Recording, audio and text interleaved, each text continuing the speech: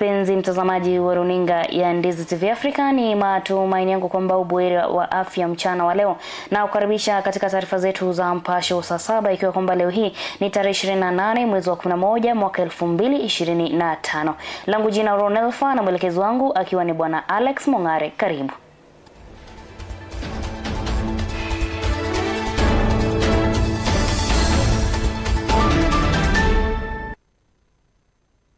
Na basi mpenzi mtazamaji, hapo jana kulikuweko na chaguzi ndogo ambazo zilitekelezwa katika maeneo mbalimbali, ila hivi punde ni wakati wa kujua kwamba ni wangapi wale ama ni wagani wale ambao waliweza kupata ushindi. Tukianza kutoka eneo la Kasipul, ni kwamba Bondwele alichaguliwa kuwa mbunge wa Kasipul baada ya kupata kura 16,819 na hivyo kumbwaga Aroko Philip kwa kutofauti kubwa ya kura. Ongondo Boyd Were 16,000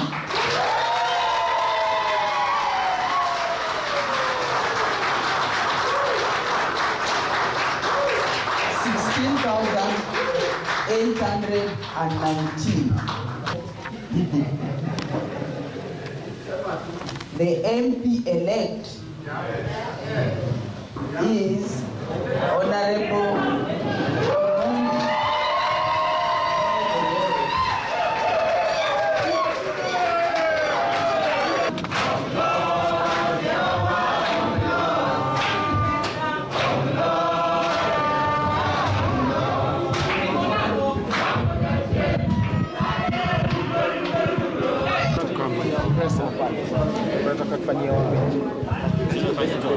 For starters, I want to thank the people of Kasipul for believing in me and entrusting me with the responsibility to lead them. I also want to thank our party, our great party, ODM party. I want to thank our leaders led by our member of parliament, MCAs, our party chair, Her Excellency Governor Gladys Wanga, for believing in youth leadership.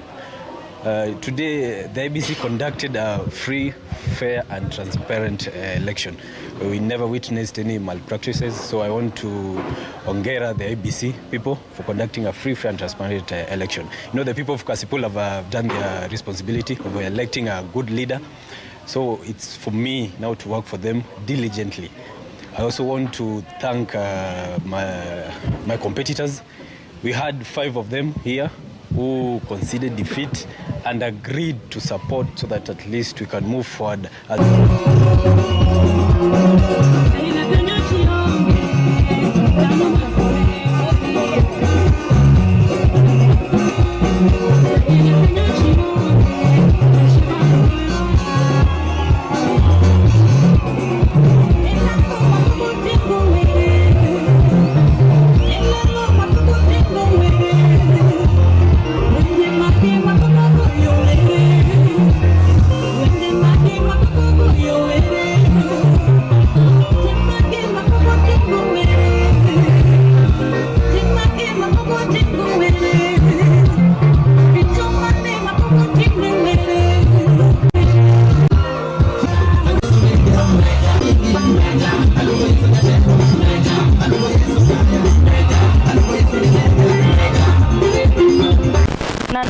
Wa Mutende wa chama cha UDA ameshinda kiti cha ubunge wa Mbeere North baada ya kupata kura 15,802 akimshinda mpinzani wake wa karibu Newton Kariuki kwa chama cha DP aliyejikusanyia kura 5,308.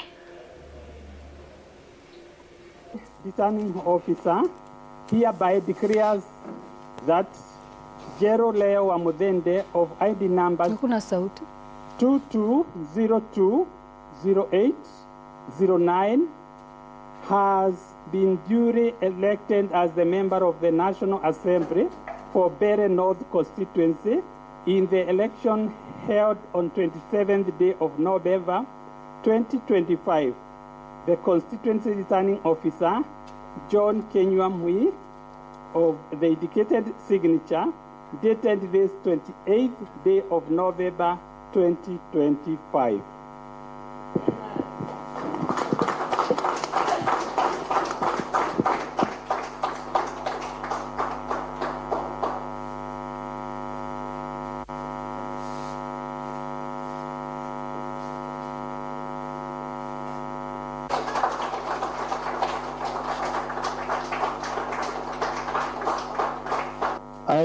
be fair. I will discharge my duties without any discrimination. I will meet all my pledges. I remember mentioning on fair distribution of bursaries, a free secondary education for day scholars, and development, that is electricity, water, and also roads. I will remain committed to serving the people of Mbeere North, and more so to ensure the steps, you know, the commitments made, the progress made by the former member of National Assembly, whatever project that is underway, I will endeavor to complete it as I even start more projects. I thank everyone present here for burning the midnight oil to ensure this process is fair and free, and I look forward to serving residents of Mbeere North as their member of National Assembly. Thank you so much.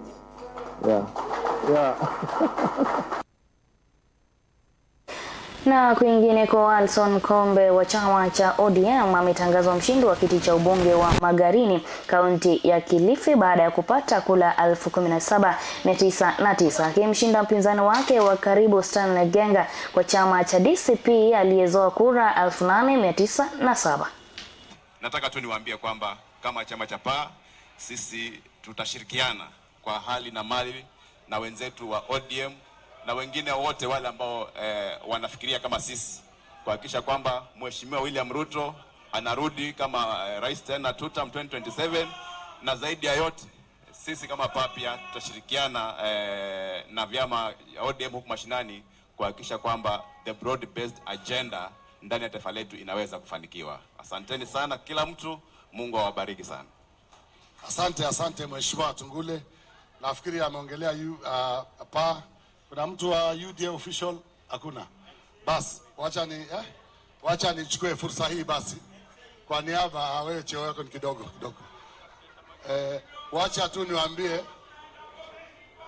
Wacheni tu niwaambie hivi, kwa sababu Mheshimiwa ameongea kuhusu sawa, kwa sababu Mheshimiwa ameongea kuhusu maneno ya PA, na mliona party leader wake alikuwa hapa pia. Mimi pia nichukue nafasi kwa niaba ya wote broad based government. Nishukuru sana Mheshimiwa Rais. Alikuwa akifuatilia, tukiongea na yeye mara kwa mara, tukimupdate vile tunaendelea. Na tumwambie Mheshimiwa Rais kwamba sisi tumesema hapa tuko kwa broad based, na asante sana kwa support yako vile tulishirikiana kuweza kudeliver. Kama ungetoa candidate wako pengine Mheshimiwa Rais, tungelikuwa tulipigana hapo katikati, lakini vyama vyote PA ili withdraw candidate, UDA ikadraw candidate. Kwa hivyo namshukuru sana Mheshimiwa Rais kwa kuweza kusimama na sisi na kuweza kushirikiana. Nikiongeza hii campaign, ni washukuru pia wale makampena wote wa mashinani, wale vijana wetu mobilizers, wale agents, wale vikundi vya kina mama, vikundi vya kina baba ambazo tulishirikiana nao kuhakikisha kwamba tunashinda. Ili kuepatikane pia sauti ya ndugu zetu na dada zetu, nitaanza kwanza na Rueda tuseme neno moja, alafu nitamuita Amina tufunge. Sije mkasema we are gender insensitive. Asante Gavana. Mimi na mwanzo ningependa kumshukuru Mwenyezi Mungu tumemaliza kwa salama. Pili nishukuru Rais, governors wetu wawili hawa kwa coordination yao mzuri, ndio tukapata ushindi, alhamdulillah. Na David Ndakwa wa chama cha ODM ametangazwa mshindi wa kiti cha ubunge wa Malava, kaunti ya Kakamega, baada ya kupata kura 21,564 na kumbwaga mpinzani wake wa karibu Seth Pakanyo kwa chama cha DPA alipata kura 20,210. Has garnered 243 votes.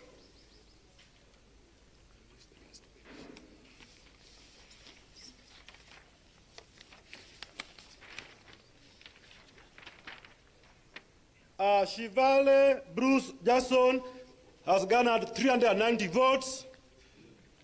Job Burudi Manyasi has garnered 70 votes. Edgar Busiega Mwanga has garnered 209 votes. Benjamin Nalwa has garnered 215 votes. David Athman Ndakwa has gathered 21,564 votes. George Ngaira Oyugi has garnered 148 votes. Seth Ambusini Panyako has gathered 20,210 votes. Wilberforce Indai Tuvei has garnered 626 votes. I now declare Mr. David Athman Ndakwa as officially has been elected the official MP of Malava constituency. And in that connection, Mheshimiwa, kindly come forward and pick your certificate.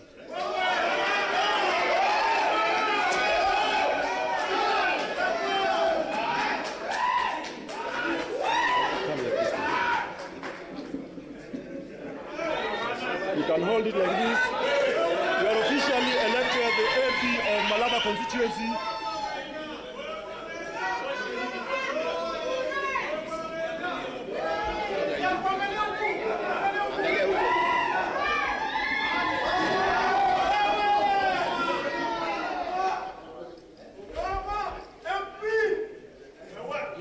Thank you so much.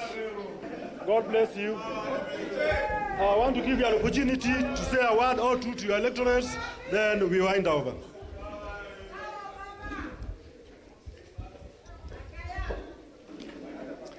Malava hoye!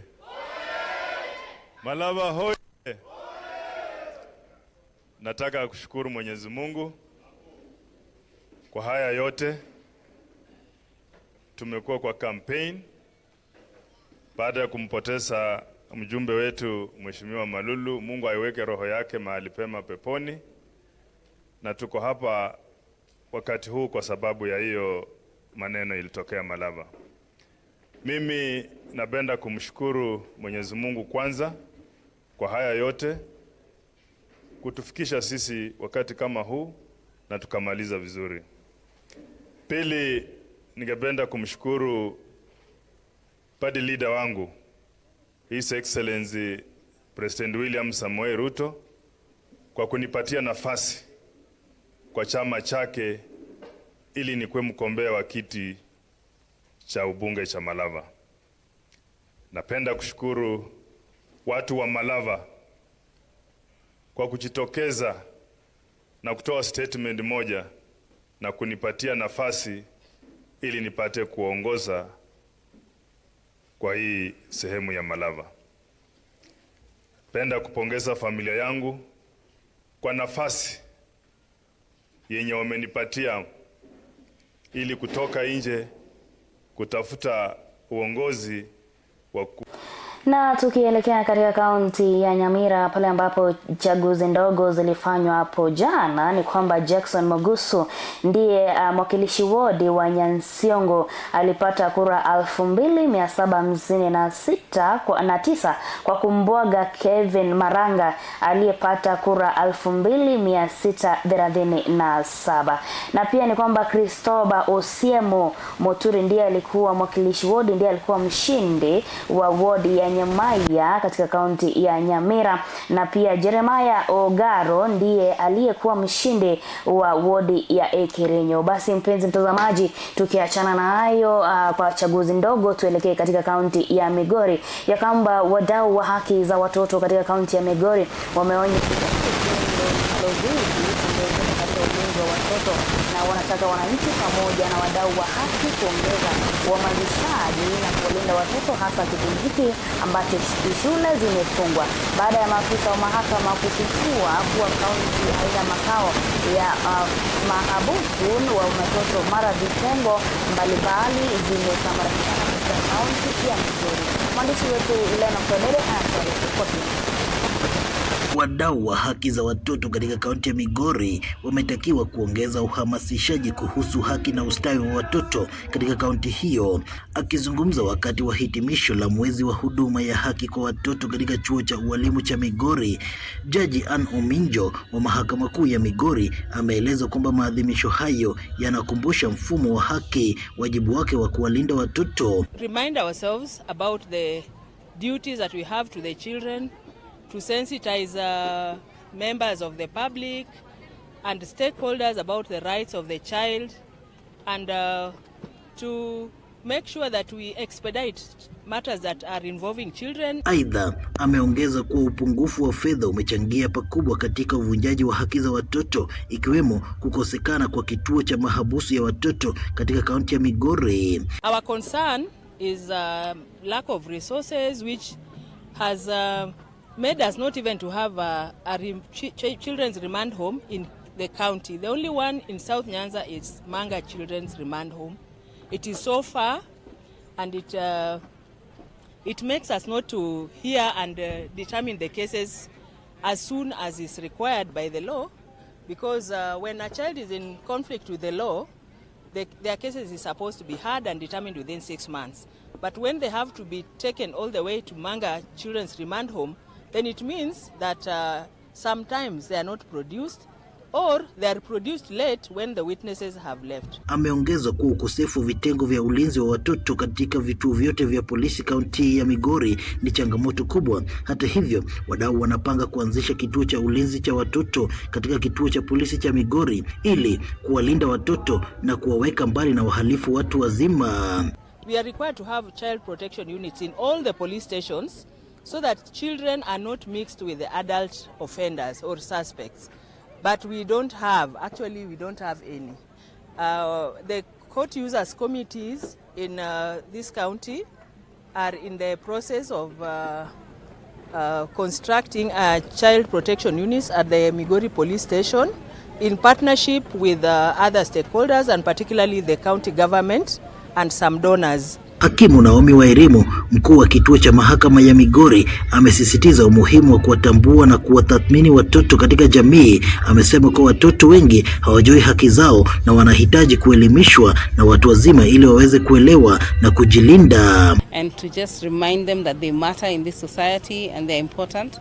We are also here to give some awareness. We have been challenged that children do not know their rights. Children do not know they don't have much information about the law. So today we have agreed together with the teachers who are here that we will start a program. We started a program for the high schoolers, but we have realized that there is also a great need for that program to be extended to the primary schools. So we are going to be going to schools to just inform the children about their rights and also the Constitution, and to give them some general knowledge about what the law says about issues to do with children, and also generally informing them about the law. Mabalozi wa watoto katika kaunti ya Migori pia wamewahimiza wadau na jamii kuwalinda watoto dhidi ya aina zote za ukatili, hasa kipindi hiki ambacho shule zimefungwa. Advocate for children rights on education. We are calling upon the county government, the parents, the stakeholders, more so this closing period, that we take control onto our children, and more specifically we report any form of gender-based violence to the respective order, so that the children which might be involved in any form of gender-based violence to have a legal process. We have our paralegals in the community. They identified the cases of SGBV and gender-based violence. Then they refer to the police station. We work closely with the police department. We also work closely with the judiciary and the children's department. Nikiripotia Ndizi TV Africa kutoka kaunti ya Migori, mimi ni Lennox Odede. Na mpenzi mtazamaji wa runinga ya Ndizi TV Africa, shukrani sana kwa wakati wako, na kufikia hapo basi ndipo nafika tamati katika taarifa zetu za mpasho sasa. Bazidi kutufuatilia katika mitandao yetu, tuko pale kama Ndizi TV Africa. Langu jina Ronald Alpha na mwelekezo wangu amekuwa ni Bwana Mongare Alex. Uwe na siku njema, Ijumaa njema yenye tabasamu.